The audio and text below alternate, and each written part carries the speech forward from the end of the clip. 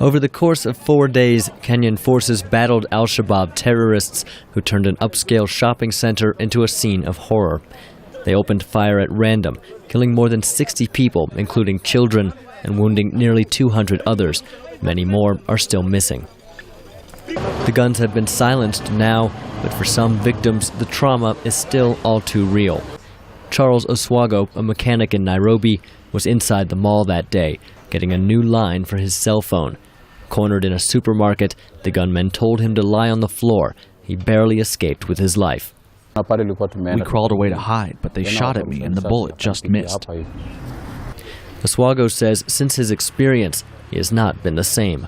From that time, I have been traumatized, living in fear, and I don't understand why, but I have no option but to come to work.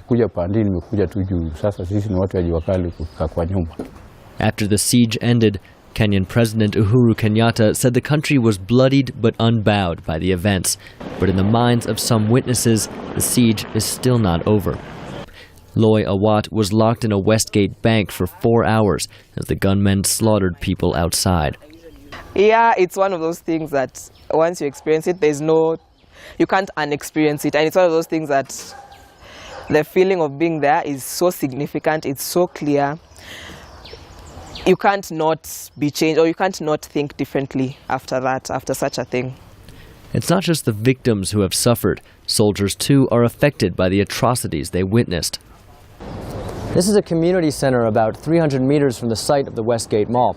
A lot of soldiers who have just been fighting the terrorists inside come here where they get a chance to talk to some of the mental health counselors and go over some of the traumatic experiences they've had inside the mall. June Koinange is a psychologist volunteering with the Red Cross to work with soldiers. They have seen things. They have been inside the Westgate Mall.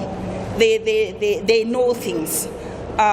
Yes, they were very, very appreciative that there's a psychosocial team that actually just wants to ask about their welfare. The Red Cross says many survivors have feelings of anxiety, guilt, and hopelessness, and uncertainty remains a burden for the families of those who are still missing.